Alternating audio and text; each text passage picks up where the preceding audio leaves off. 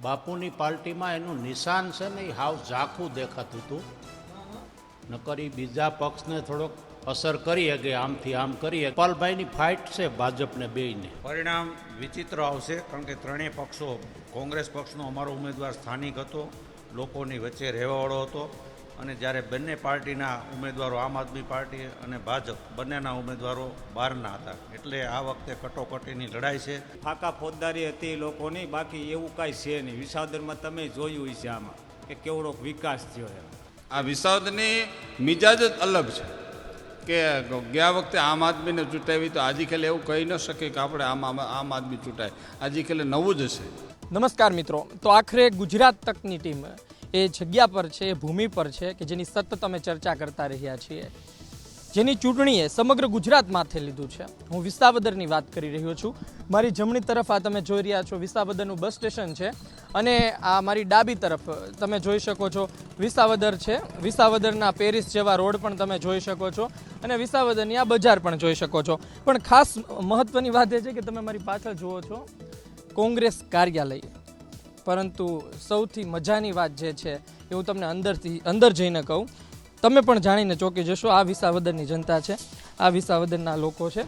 અહીં તમે જોશો તો અલગ અલગ લોકો બેઠા છે, ને આ તમામ અમને જ્યાં સુધી માહિતી મળી છે તમામ અલગ અલગ પક્ષ સાથે જોડાયેલા લોકો છે. આ વિસાવદરની જનતા છે, તેમની સાથે વાત કરવી છે અને એમનો એક મિજાજ જાણવો છે. કારણ કે મતદાન તો કરી દીધું છે, પણ તેઓ વચ્ચે શું ચર્ચા ચાલી રહી છે, તેઓ શું આકલન માની રહ્યા છે, આપણે ચર્ચા કરવી છે. આપનું નામ જણાવો. દાદભાઈ બસિયા.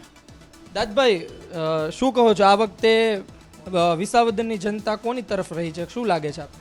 આજકેરે તો કાંઈ નક્કી ન કરીએ એ ગઈ એવો મિજાજ રહ્યો છે. એવો મિજાજ રહ્યો છે.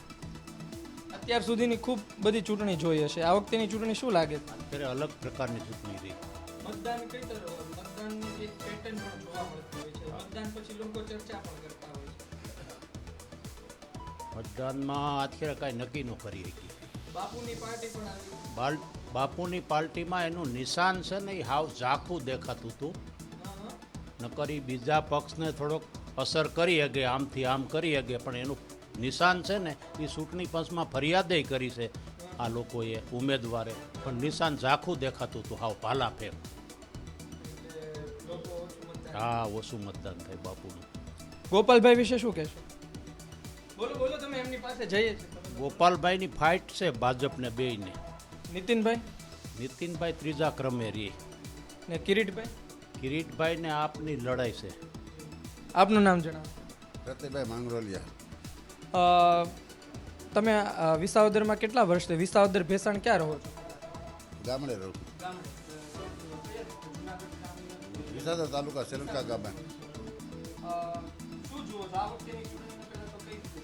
આ ચૂંટણી ખરાખરીનો જંગ હતો આમ આદમી પાર્ટીનો અને ભાજપનો. એક ચહેરો, આમ તો તમે કિરીટભાઈથી પણ પરિચિત હશો અને નીતિનભાઈથી પણ પરિચિત હશો, પણ એક ચહેરો જે આમ સુરતથી આવ્યા, સુરતના કતારગામ લડ્યા, હાર્યા અને ત્યારબાદ વિસાવદર આવ્યા. શું જોયું એ ચહેરામાં? એ ચહેરા આમ આદમી પાર્ટીનો પ્રખર નેતા છે. અમારે રાષ્ટ્રીય ગુજરાત લેવલનો પ્રથમ ચહેરો છે. એને કોઈ હરાવી શકે તેમ નથી ભાજપની જનતા પાર્ટી. અહીંયા મિનિસ્ટરો પણ આવી ગયા, કદાવર નેતા પણ આવી ગયા, લોકો તેમની સાથે જોડાયેલા છે. એમની તમે જુઓ કે ગોપાલ ઇટાલિયા જ્યારે બોલે, કાયદાની વાતો કરે, ગોપાલ ઇટાલિયા અધિકારીઓને ખખડાવવાની વાતો કરે, તો પત્રકારો છે એ લોકો વિચારે કે ઓહો, આનો તો પ્રભાવ પડશે. એક આમ નાગરિક તરીકે તમે શું વિચારો કે આ પ્રકારની વાતો શું લોકોને અસર કરતી હોય? ઓકે, હા, અસર કરે છે. આપનું નામ જણાવો. આપનું નામ? કરશનભાઈ વાડદોરિયા.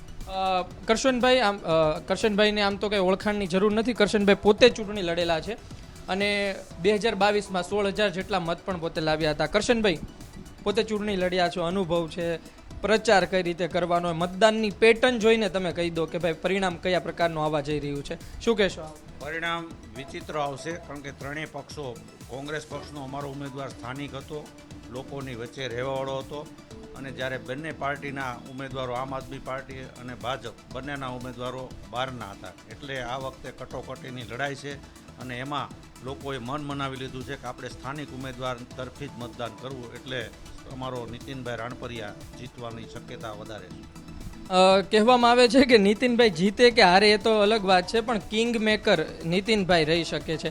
તમે કેટલા અંદાજ સાથે આગળ વધી રહ્યા છો? એ તો આ વિસ્તારની જનતાએ નક્કી કરવાનું. અમે કઈ કિંગ મેકર બનવું કે જીતવું કે હારવું એ તો લોકોના હાથની વાત છે. અમે તો અમારા પૂરતા પ્રયત્નો અમે લોકોની વચ્ચે કોંગ્રેસ રહી છે, લોકોના સ્થાનિક મુદ્દા ઉપર અમે લડ્યા છીએ, એટલે લોકોએ અમને મદદ કરવાની હોય લોકોએ મદદ કરી છે એવું અમને આશા અને વિશ્વાસ છે. ગોપાલભાઈ વિશે ગોપાલભાઈ એક આમ આદમી પાર્ટીના ઉમેદવાર છે. એમણે એમની રીતે લોકોને રીઝવા હોય, સભાઓ કરવી હોય, એમને એમની રીતે પ્રચાર કર્યો હોય, તો લોકોએ નક્કી કરવાનું છે કે ગોપાલભાઈને પસંદ. પેરિસના રસ્તા પર કહી દો કે અમે રસ્તા અમારી સામે પાણી ભરેલા છે. હા, એ તો સબ લોકો જોવે છે કે કેવા રસ્તા વિસ્તારની અંદર છે. સારા રસ્તા નથી, લોકો ખૂબ ત્રાહિમામ છે, એટલે તો ભાજપથી લોકો કંટાળ્યા છે. એટલે સ્થાનિક અમારા કોંગ્રેસના ઉમેદવાર તરફ બધા લોકોની આશા અને વિશ્વાસ છે. આપનું નામ જણાવો. શંકુભાઈ કુમાર.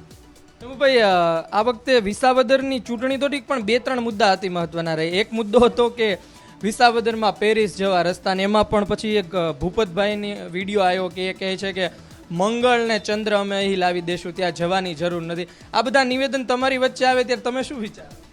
એ બધી ફાકા ફોજદારી હતી લોકોની, બાકી એવું કાંઈ છે નહીં. વિસાવદરમાં તમે જોયું છે આમાં કે કેવડો વિકાસ થયો છે, એટલે એ બધી ખોટી વાતો મત લેવા માટેની હતી.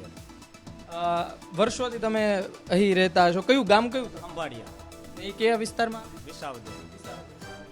આટલા વર્ષોથી તમે અહીં રહેતા હશો, કારણ કે જુઓ કે વિસાવદરના લોકોની તાસીર રહી છે કે ગુજરાતમાં સ્થિતિ કંઈ અલગ હોય ને અહીંયા કોઈ અલગ બેસાડી દે. હવે છેલ્લે 2007માં ભાજપ જીત્યું હતું, પછી કોંગ્રેસને પણ તમે જીતાડી. આ વખતેની સ્થિતિ તમે શું માનો છો? ફરી વિસાવદરનો જે લોકોનો મિજાજ છે, જે તાસીર છે કે ભાઈ સામા પવને ચાલે, આ વખતે પણ સામા પવને છે?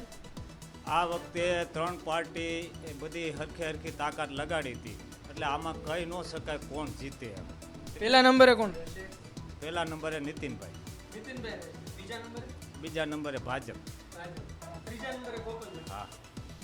આપનું નામ જણાવો. આપનું નામ?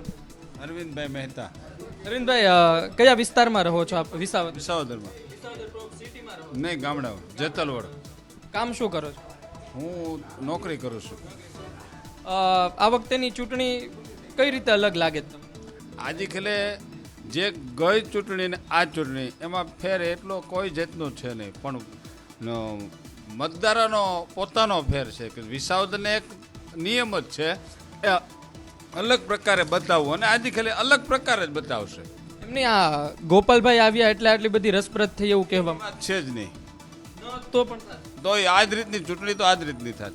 એક જવાબ આપો કે હર્ષદભાઈને ટિકિટ આપી દીધી હોત તો શું થાત? હર્ષદભાઈને ટિકિટ આપે કે ભાઈ કિરીટભાઈને આપે એમાં કોઈ ફેર પડતો નથી. ગોપાલભાઈને આપે કે અમારે બીજા કોઈને આપે એમાં કોઈ ફેર પડતો નથી. અમારો યુવા ચહેરો છે નીતિન રાણભરિયા, જે પોતાની રીતે જ્યારે કોરોના કાળની અંદર પોતાએ કોવિડ ખોલી અને ભેસાણની અંદર નાના મજૂર અને શ્રમિકોને દવા પૂર્ણ કરનાર છે, એ જ રીતે પોતે સેવા કરેલી છે. આપણે થોડી મિનિટ માટે માની લઈએ કે ચાલો ભૂપતભાઈને ટિકિટ. હું એટલા માટે કહું છું, મારે આમનામ વાત નથી કરવી, કારણ કે હર્ષદભાઈએ જ્યારે વંડી ટપી કોંગ્રેસમાંથી ભાજપમાં ગયા, વિસાવદરની જનતાએ એમને ના સ્વીકાર્યા, એમને જાકારો આપ્યો. ભૂપતભાઈએ પણ વંડી ટપી, એ પણ ભાજપમાં ગયા. તમને લાગે છે કે એમને ટિકિટ આપી હોત તો લોકો એમને પણ જાકારો આપત? 100% જાકારો આપત. આ વિસાવદરની મિજાજ જ અલગ છે કે ગયા વખતે આમ આદમીને ચૂંટાવી, તો આજે ખેલે એવું કહી ન શકે કે આપણે આમ આદમી ચૂંટાય. આજે ખેલે નવું જ હશે. એક વાત કહું કે જે ખેડૂતોની વાત ચાલે તો ખેડૂતો સિવાય કેટલા મતદારો છે, ને ખરા અર્થમાં પરિણામમાં ખાલી ખેડૂતો મહત્વની, કારણ કે હર્ષદભાઈ લડતા તો એ પણ જગતનો તાત કરીને ચાલતા, ગોપાલભાઈ પણ ખેડૂતોની વાત લઈને ચાલી રહ્યા છે, એટલે ખેડૂતો સિવાય બહાર મતદારો છે, કેટલી સંખ્યામાં છે તેની કોઈ વાત કરતા? ખેડૂતો માટે આમ આદમી હોય કે ભાજપ હોય, હજી સુધી એક પ્રશ્નમાં ક્યાંય આવ્યા નથી. અહીંયા 3 જો માવઠા થયા, એક પણ રૂપિયાનું ચૂકવેલું નથી. જો બધાય ખેડૂતોને માટે કર્યું હોત તો આ ઠેકાણે આવી પબ્લિકને મત દેવા માટે વિચાર કરવો ન પડે. અને અત્યારે તાવતેથી માંડીને આજ દી સુધી કોઈ વસ્તુ મળેલું નથી. 4 રોનારથ હમણાં થયા છે. તલની મોસમ પાકી ગઈ હતી અને માથે માવઠું થયું, 1 રૂપિયો ન આવ્યો. તો કોઈ પણ વ્યક્તિ નીતિન રાણપરિયા સિવાય ગરીબ અને ખેડૂતનું વાત કરી હતી, બંને પાર્ટી હજી સુધી વાત કરેલી નથી. છેલ્લો સવાલ આપને પૂછી લઉં કે નીતિનભાઈ ભેસાણના, અને ભેસાણ જે જીતે એ તાજ પહેરે એવું કહેવામાં આવે, તો નીતિનભાઈ સ્થાનિક ચાલ્યા છે ભેસાણમાં પાછા? નીતિનભાઈ ભેસાણમાં ચાલ્યા છે ને વિસાવદરમાં ચાલ્યા છે. નીતિનભાઈનું 100% આપણે ધારી છીએ કે નીતિનભાઈ ત્રીજો નંબર છે, 100% એક નંબર ઉપર છે. બીજા નંબર બીજા નંબરમાં તો એ તો પછી બે પાર્ટીને નક્કી કરવાનું છે કે કોણ બીજો રહેશે, પણ અમે તો 100% કહીએ છીએ નીતિન 1-1-1. તો આ હતા અહીંના લોકો. અમારી વાત એ જ હતી, અમારી ખાસ વાત એ જ હતી કે અમે અહીં આપને એ વાત જણાવવા જઈ રહ્યા હતા કે આ કોંગ્રેસનું કાર્યાલય હતું, પણ તમે જોયું કે અંદર અન્ય પાર્ટીમાં લોકો પણ બેસે છે. આ વિસાવદરનો મિજાજ છે, આ વિસાવદરના લોકો છે. ચૂંટણી એક તરફ હોય છે, તેમના સંબંધો, તેમનું વ્યક્તિત્વ એક તરફ હોય છે. આપણે અલગ અલગ લોકો જો ત્યાં શંકરસિંહ બાપુની પાર્ટીની પણ તરફેણ કરનાર વ્યક્તિ હતા, તેમણે કહ્યું ભાઈ થોડો સિમ્બોલ ઝાંખો જોવા મળતો હતો. ત્યાં આમ આદમી પાર્ટી ગોપાલ ઇટાલિયાની પણ તરફેણ કરવામાં આવી, ત્યાં નીતિન રાણપરિયાના તરફેણના પણ લોકો મળ્યા. એટલે આ પ્રકારની સ્થિતિ છે. જોઈએ લોકો શું નિર્ણય સંભળાવે છે. બસ થોડી કલાકો છે, આપણી વચ્ચે નવા ધારાસભ્ય વિસાવદરના હાજર હશે. ધન્યવાદ.